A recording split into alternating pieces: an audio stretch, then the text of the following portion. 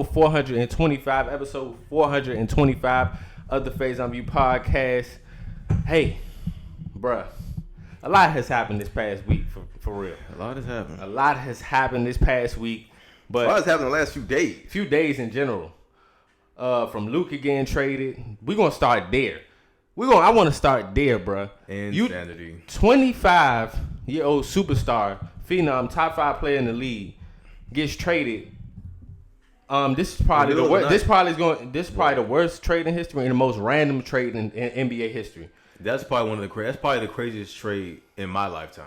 I cannot think of a crazier trade in my lifetime.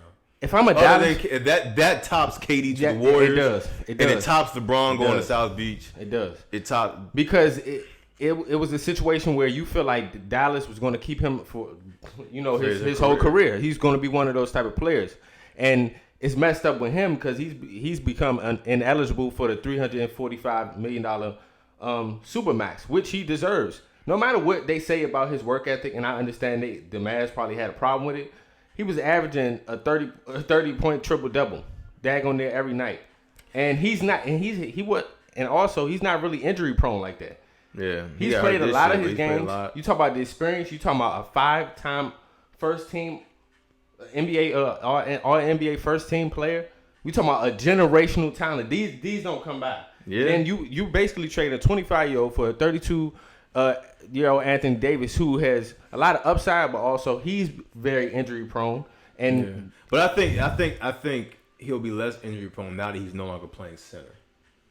I get that, I think that'll help. But you're still 100% right. In Dallas, you're still 100% right. And think about it, Dallas, you were in the NBA Finals last year. No matter what it said, you was in the conference championship the year before that, and you were in the finals the year. This past year. And I'm like, well, first of all, before I even say what I'm getting ready to say, let me just start with how I feel about the trade. If I'm Luka, you gotta run me. First of all, Nico is getting fired in the next 2 or 3 years. He's not a good GM. You let Kristaps Porzingis walk, you let Jalen Brunson walk, and now you got rid of Luka. Not only and that don't make no sense. He's getting fired in the next 2 or 3 years. There's no doubt about it. And you only got one pick. You only got one first round for him. Mm-hmm. You got Anthony Davis, but Brad Stevens got 2 and Kristaps Porzingis from Marcus Smart. Freaking that's terrible. Mikal Bridges, the Nets got 5 from Mikal Bridges. Yeah. So it's like stuff like that alone, you're getting fired, buddy. And I don't like the fact like you trying to call him, leave him a message. I'm like, fam, you didn't want to talk to me before this deal. That's a weak move, bro. You didn't want to talk to me before this. There's nothing for us to talk about after. Don't talk to me. Don't talk to me after you trade me, bro. Dude, that man spent $15 million on a house in the league. Right before he got traded. Like, man, like you gypped him out of money.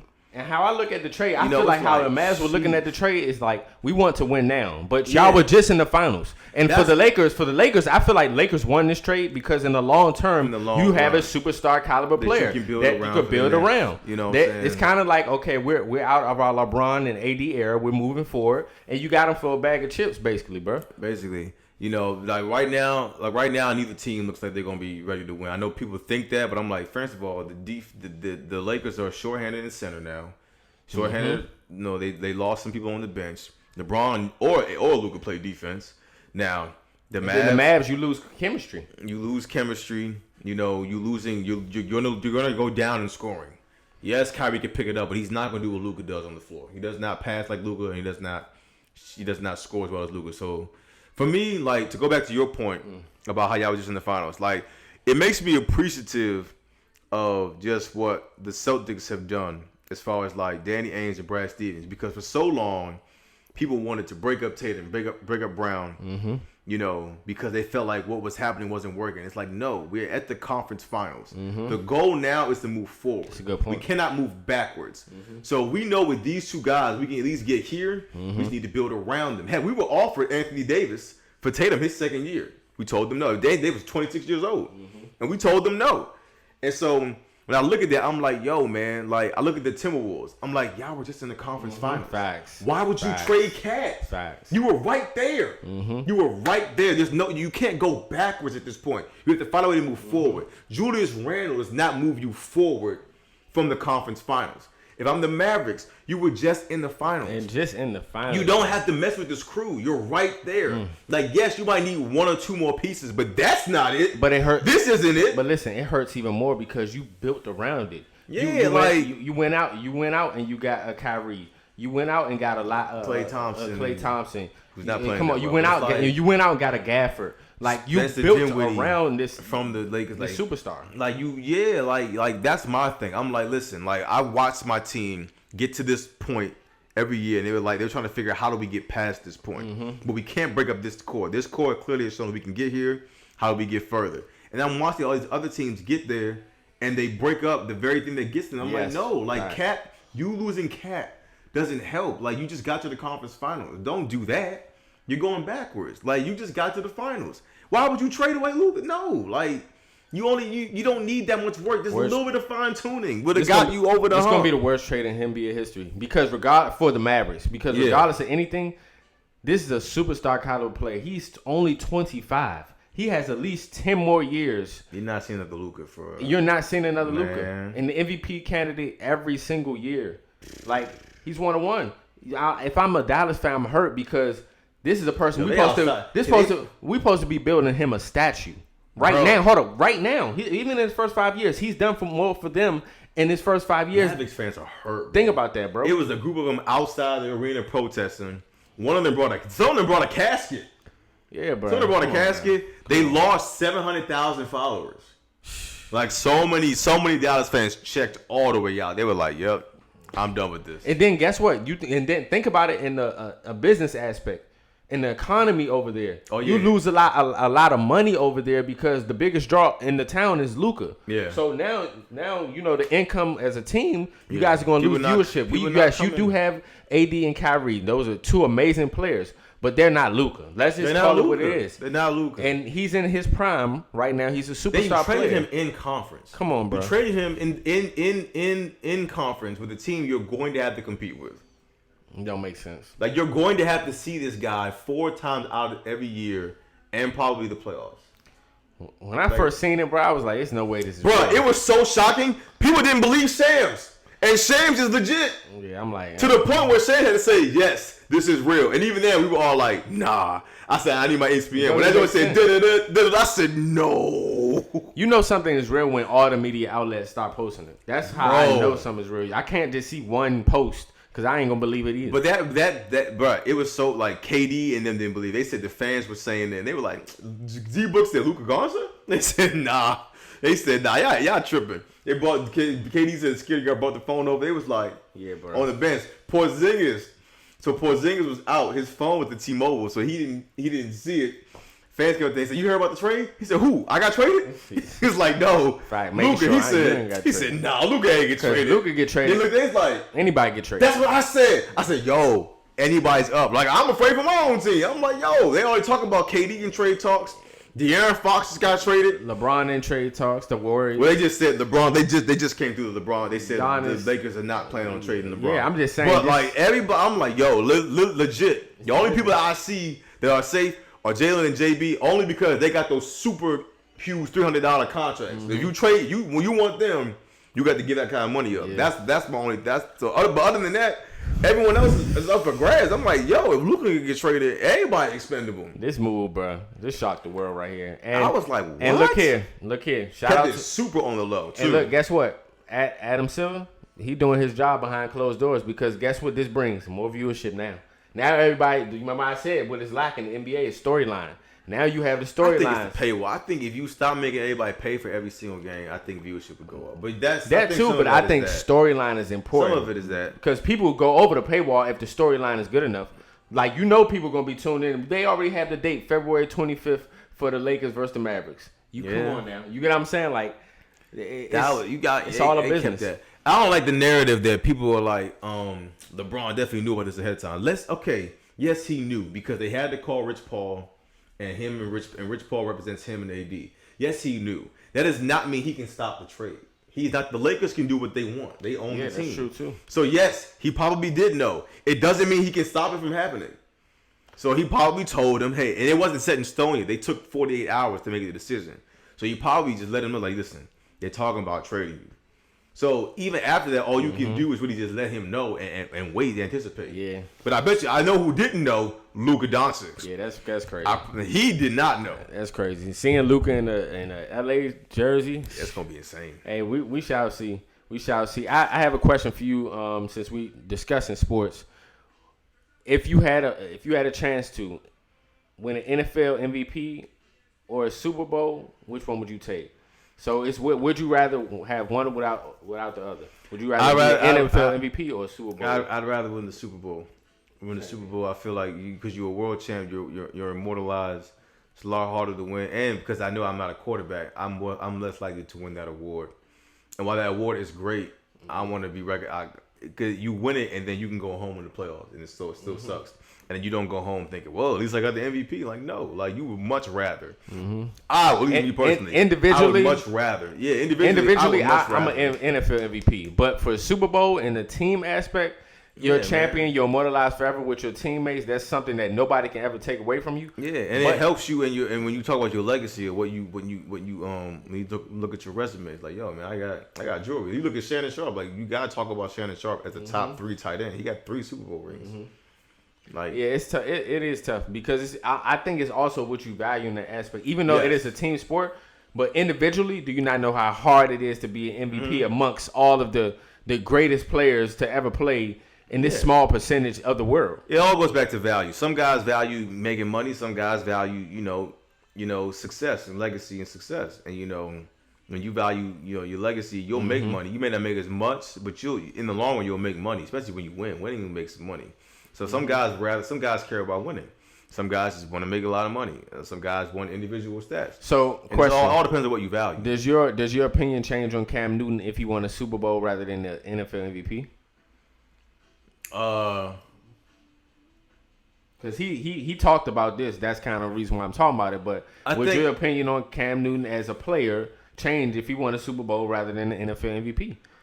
Yes and no, because I feel like the MVP kind of still puts him in rarefied air. Yes. But a Super Bowl, I think, definitely would have catapulted. We would talk about him amongst quarterbacks a little differently than we do right now. Like the fact that for example, the fact that we even talk about Eli is because he won the Super Bowl twice.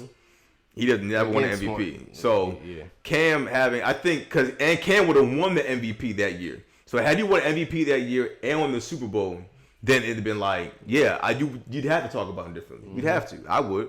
But I only say that as an example too, because I don't look at him any differently. Yeah, that's what I'm saying. You know what I'm saying? For me, he's one of the greatest quarterbacks of all time. I would look at him. I do think I would place him higher. Okay. If he had won a Super Bowl. Yeah. Yeah, 100%. But I don't look at him that much differently. I don't look at him badly. This podcast fodder, but who career would you take? Cam Newton or Russell Wilson? As far as the success, they both have one. One has one Super Bowl, but one has the MVP. Yeah. The reason why I say that. I would take. That's a great question. I don't know. I feel it's a great question because you have somebody that value. Yeah, and I ain't saying that Cam didn't value a team more, but you had somebody that was team oriented, like Russ, but you had Cam, who was just a superstar in general. Yeah, you have a guy that had 2 guys that were legitimately top 5 quarterbacks in the league for a very long time. Facts. I think I probably would go Cam, because Cam was just he was something else we hadn't seen, like from a rushing standpoint. The talent that he did not have, and his ability to still win games with the lack of talent, the lack of a defense. When Russ won the Super Bowl, it wasn't really because of him. It was mostly because of, he had a good defense. Yes, he was a good quarterback, but it was mostly because of the Legion of Boom, number 1 defense in the league. Now, the second year, he should have won it. So I don't even blame him for that. Like, I don't even blame him. I know he threw the pass, but the way that play went, it was supposed to be a catch throw. It wasn't supposed to be a catch read throw. So, no, Malcolm Butler made a great play. Pete Carroll gets all the blame for that. I'm sorry. So yeah, I probably would. I'm with you on that. I'll take Cam for the same reasons. Yeah. He's a superstar we never seen before at the quarterback position. I feel like the Grammys got it right this time, bro. I feel like this Grammys got it right. People are hating on Beyonce winning. But I'm not gonna lie, bro. I watched the Grammys for the first time in years, like straight all the way through. It was a very good Grammys, and I will say I agree with majority of I heard that. I agree with majority. I heard that MJ tribute. All the winners was lagging. I was like, see, that's why you got to call one man for that. Yeah. That's it. And look, guess what? I'm happy too, and it was a successful Grammys because guess what? Chris Brown won R&B Album of the Year, well deserved and very well deserved and earned. So I really love that he won. He got a chance to get celebrated. I think he should have got both awards because Money Long song came out like 3 years ago, 2 years ago. And Residuals has performed in concert. Residuals is all incredible. over the world as of right now. I think Money Long song is an older record. It is not a record that came out within the last year. That's my thing. I'm definitely happy he got his praise. Yeah, shout out to C-Breezy, man. As far as Kendrick, we already knew that was going to happen. Yeah. He had the year that he had. I'm not about to sit here and say or disrespect what he did this year. Who won the Album of the Year? Album of the Year was dope. When I don't know who won Album of the Year. Album of the Year was Cowboy Carter, Beyonce. That was Album of the Year, or was that Country Album of the Year? She won Country Album of the Year and Album of the Year. No way. You could Good for check her. that. Let me see. She won that. Doechii, shout out to Doechii, best rap album. That was very earned and deserved, bro. Doechii had one of the best projects. She had one of the best projects and performance-wise. She's one of those, bro. She one of those. Oh, Beyonce. Good shout out to Beyonce. Beyonce finally got Album of the Year. Doechii, bro, she's the truth. Yeah, Doechii's got the truth. She's rap music is in good hands with her for sure. In the category you had, I might delete this later, what I feel like should have definitely been in that combo in future.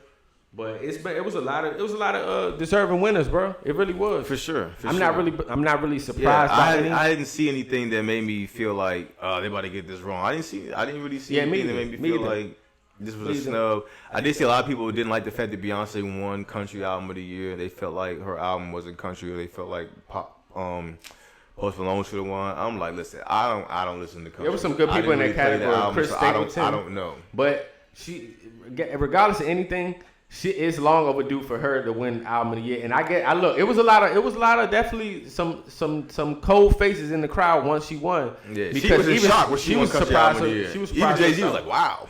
So, well, I will say this: I don't like the fact that she has to do country for her to win Album of the Year. I think she had plenty of R&B albums that were Album of the Year worthy. But let me not go there. Right, I agree though.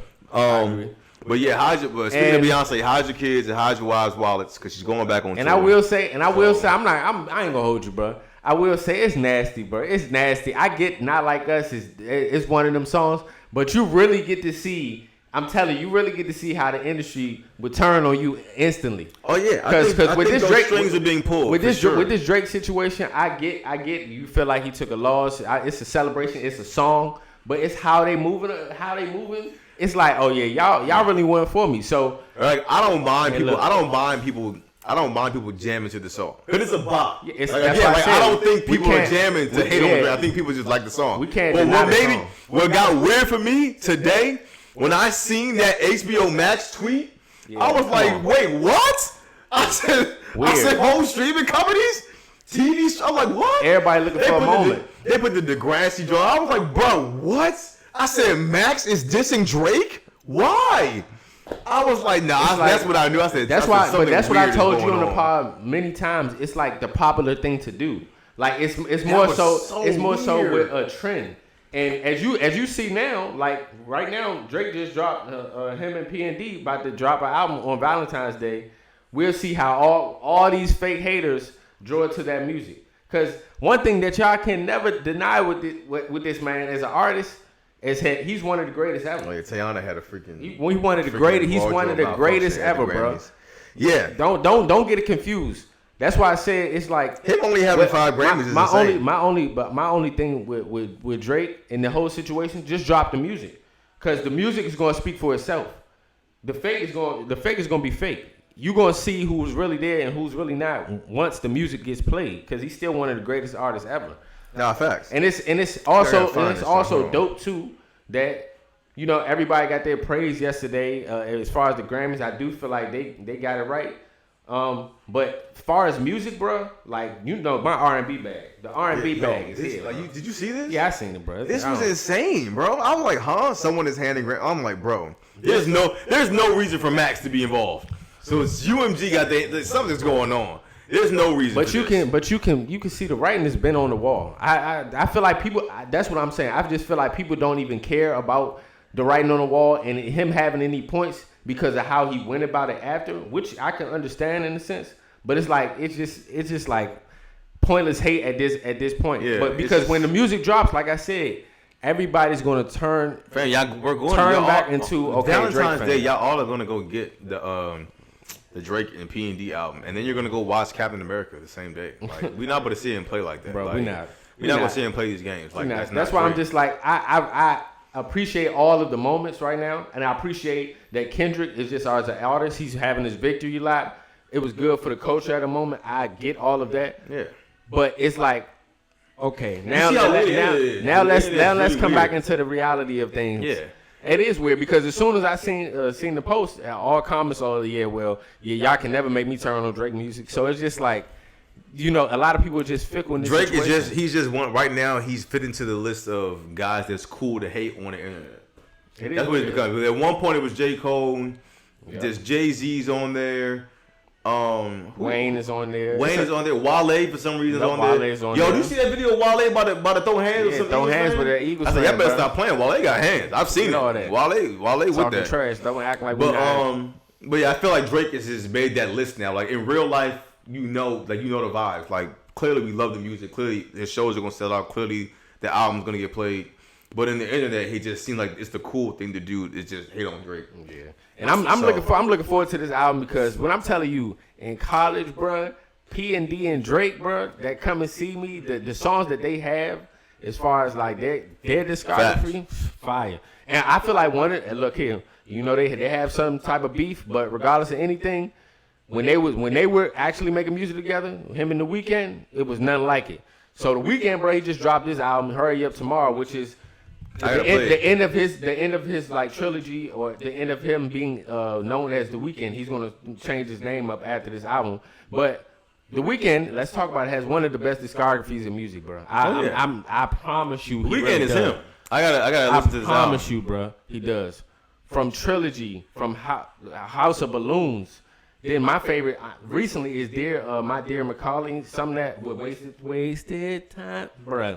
This man Weeknd catalog is crazy, bro. The only album I didn't like in this discography is that Dawn FM. It kind of got like too techno pop. But this album, bro, I'm telling you, listen to this album produced by Metro and Mike Dean. You can't go wrong with their production. But The Weeknd, I like this album because he gave us the nostalgic Weeknd, kind of the dark nostalgic Weeknd, but he also integrated some pop, rap, kind of R&B in it as well too.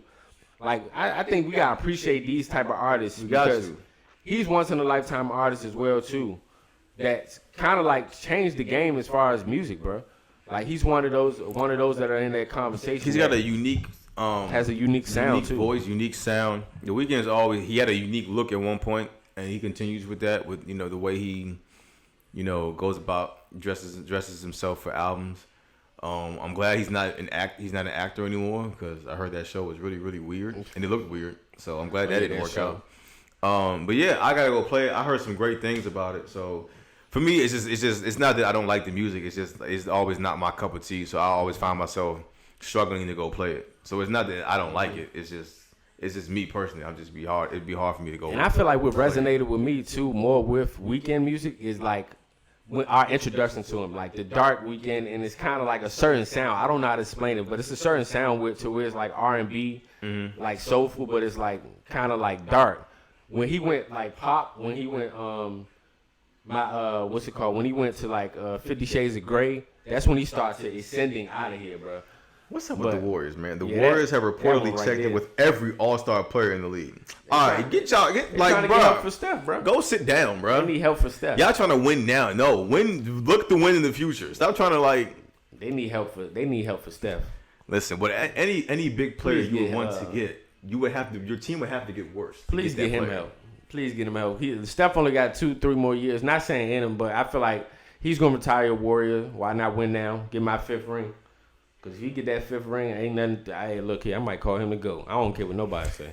If he get a 5th ring, I'm calling Steph Curry to go. I don't know if that's a hot take or not. It will be odds. I don't think so, bro. Shoot, what he's done in his career, we talk about the evolution of the game. We talk about Jordan. He's done that for his era. And then also he's won 4 rings in the LeBron era and Kobe era too. That wasn't the Kobe era. In the Kobe era. I can't say Kobe era, but he's got some rings. He got some rings though. Yeah, he got a lot of rings. I don't know, bro. I don't know. Team. I'm just like, for all-star caliber players, your team will have to get worse for it to get better. For the players they looking at? Yeah, for sure. So I'm like, for sure. I don't see how that's winning now. You need depth. So it's like, you're going to be like the Suns. The Suns over there with all chest, no legs. I agree. That's true too. They got KD and they traded their whole bench. They ain't got no bench. It matters too. I don't want to get into dark, but we got to talk about it, bro. We got to talk about it. We got to send our prayers and condolences. Yeah. We really do, because the time was wearing, bro. You really just don't know. It's the unexpected, and what's been most unexpected is the plane crashes, bro. American Airlines jet collides into a Blackhawk helicopter in D.C. falling into the Potomac River. And the Philly airplane. And then you had the Philly airplane, and then you had just the other day incident in Houston where they were about to take off. The plane caught on fire. Regardless of anything, man, it makes you really look at life, like how precious it is. Don't ever think it can't happen to you. Don't ever think it can't happen to you. With the Blackhawk helicopter situation, I've seen so many different angles of the accident. It looked very much so purposeful. It didn't look like an accident. The red flag for me was the Blackhawk being in public airspace when it shouldn't be. That was the red flag for me. Correct. That type of vehicle, if that's what you want to call it, that type of vehicle should not have been in that type of airspace at all. And it makes you wonder, because all of them involved are professionals. This is like top of the top, of transportation. We talking about a Blackhawk helicopter. Yeah. We're talking about a plane that's operated by, by control, by all different type of controls and everything. We talking about air traffic. Everybody's professional in this sense. And it looked like a routine flight that was landing, and they didn't get communications so happily, and then collided into them, and all the lives were lost. It's just like, man, it's tough. And what I don't like about the news and how the news goes, like, because a lot of times they start singling out people, and prayers to everybody involved, but they start singling out people. Like, it was a lot more lives lost in that situation, because they'll talk about this person and that person. And what I do want the news to start doing is that, are they communicating with these families to even release that certain type of information? Because we just see, I seen it was figure skaters. I seen it was a professor at a school. It's like, those are tough things, and I feel like families should be briefed if they're not already. We already went through that about with that Kobe, information. Going how Vanessa found out with TMZ trying to be quick about putting it out there, and she hadn't even known. Exactly. It's like, come on. Hold up, wait. Be sensitive about what's going on. This is MLB. I saw breaking news and got scared. We gotta be sensitive about the. But yeah, I didn't watch this interview, but I heard it was very distasteful. But the man who was saying his wife was on the plane and he was just hoping that she was alive. I heard the reporter was just very distasteful to him. So yeah, I agree with that. Like, I didn't watch it because I just didn't want that type of negativity. I was just like, man, I don't even want to hear this, bro. Why are you even giving me your input right now in this time of grief for me right now? Yeah. And you talking about some, let me see the text, and like, this is a traumatizing time for me. I think it's hard for journalists to see stuff past that, because once big news happens, all they see is how good it could be for their job. Exactly. So I think it's hard for them to like humanize at this point. But that's just my take. It's still selfish. Yeah, it's selfish. It's a way that you can go about your journalistic integrity. Yeah. Like, I don't think that you reporting on that. And bro, as far as just the plane crashes and accidents, bro, it makes me fearful, bro, because I fly like too, and then also it's just like, anything can happen, but it's so routine that you think everything could just be okay, but one slip up can cause you your life, or somebody else's mistake can cause you your life. That's why you got to have faith in the Lord, man. I tell folks all the time who tell me they struggle with trusting God. I'm like, but you exercise that type of faith every day. You don't even realize it. Like, you get on airplanes and don't even know the pilot. You get in Ubers and you've never met the guy that's driving you, but you willing to get in the Uber. You go to restaurants and eat food from people you've never met. So you exercise that type of faith every single day. You sit in chairs, but people got to get to that point. But you need it now more than ever. So I'm definitely praying for this country more than I have in recent years. Yeah, so, because it's just been and everybody involved. Multiple situations that it just like it don't really make sense.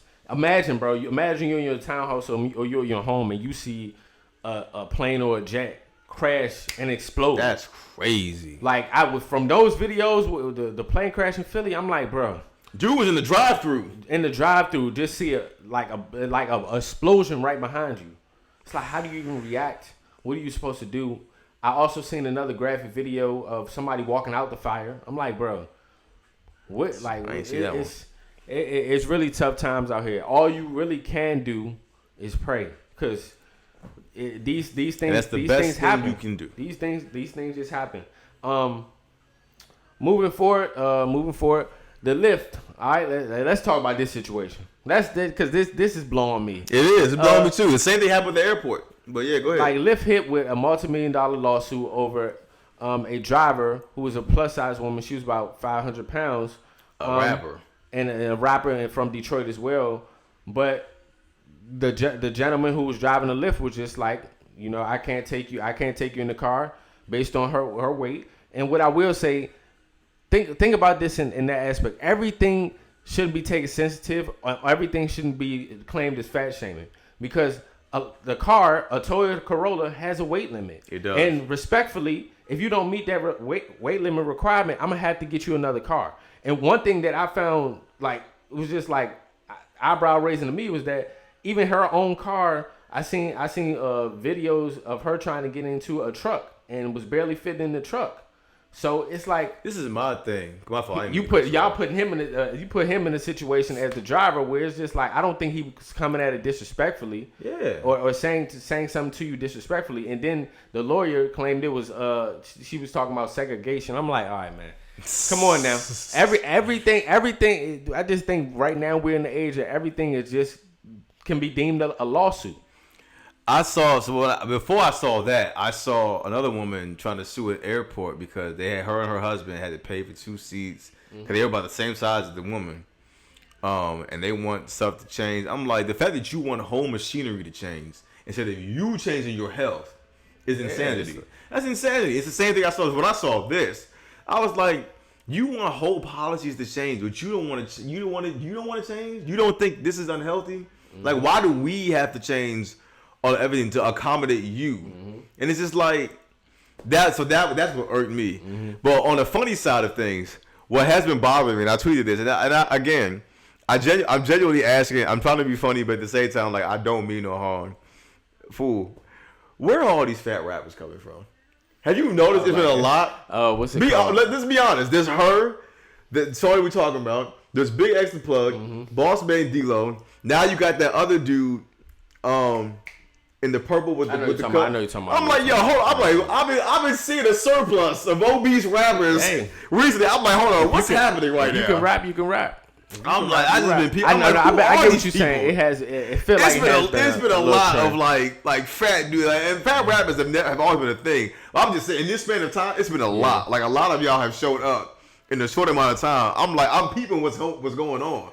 I'm like, what is going on right now? I'm like, where are all these fat rappers coming from? But what my problem in this situation is that I don't think everything should be deemed a lawsuit. Nope. And that's the problem that we're in right now. It's like everything is a lawsuit. Lawsuit this, lawsuit that. And you're supposed to have lawyers that will advise you of what lawsuits Let's actually look at the policies. Let's actually look at the rules as far as what is going on here. And I feel like just like everything and almost everything in life that is like an object, it has weight requirements. Yep. An elevator. Elevators do. You know what I'm saying?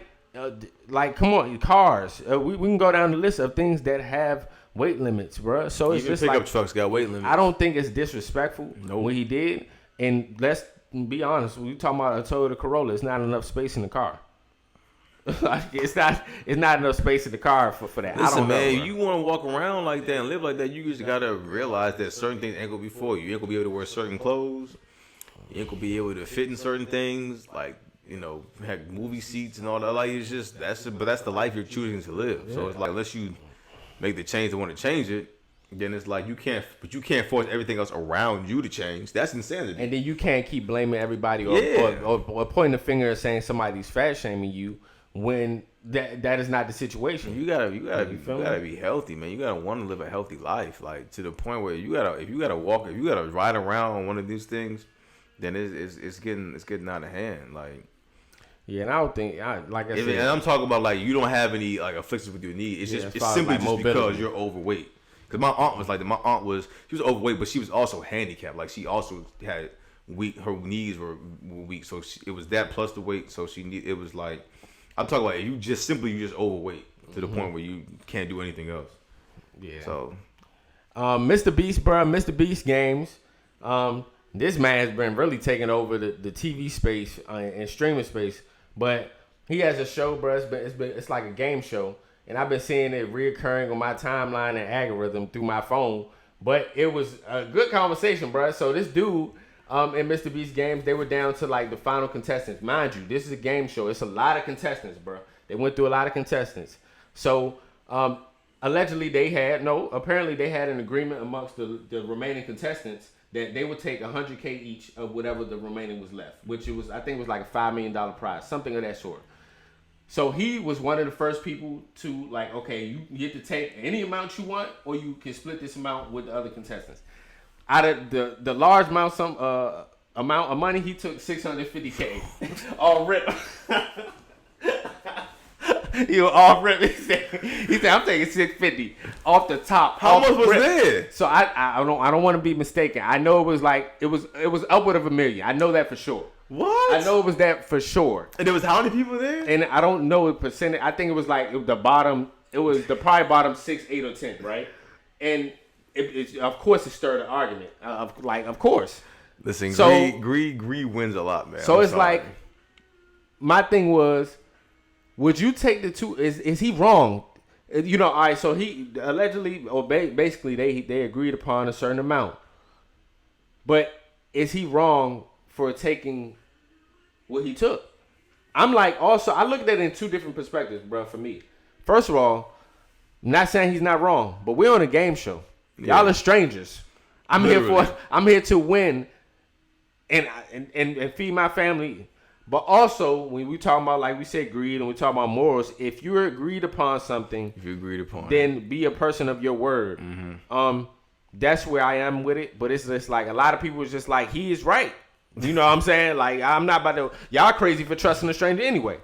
And a lot of people was just like, nah, he's wrong. And then his explanation, he was like, bro, I feel like he messed himself up. Explanation, he said, I'm $500K in debt or something like that. I'm a feed my family. I'm thinking about myself before I think about y'all. And the other people after that, they had, like, so it was like a small amount remaining, right? Mm-hmm. And they basically split it evenly amongst the other contestants.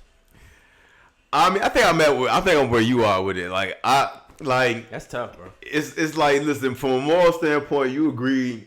You know what I'm saying? You gotta keep your word, man. If y'all came to an agreement, $100,000 is still a lot of money. $100,000. That is true. But at the same time, it's like, if you're trying to win and it's a game show and you're given the opportunity to go first.